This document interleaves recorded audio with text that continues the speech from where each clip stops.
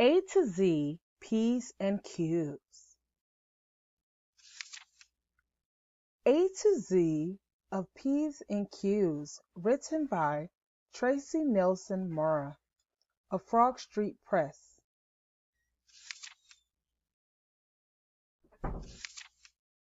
A. Ask your mom about her day. B. Bring back what you borrow. C. Cover your mouth to cough. D. Drop your tissue in the trash. E. Eat slowly and chew your food. F.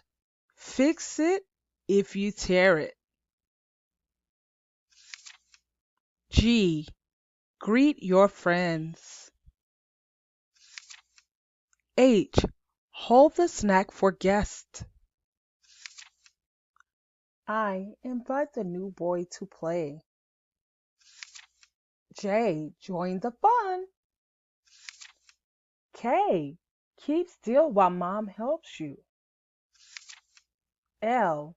Listen to the teacher. M. Mail a thank you note soon. N. Notice when friends need help. O. Open the card first.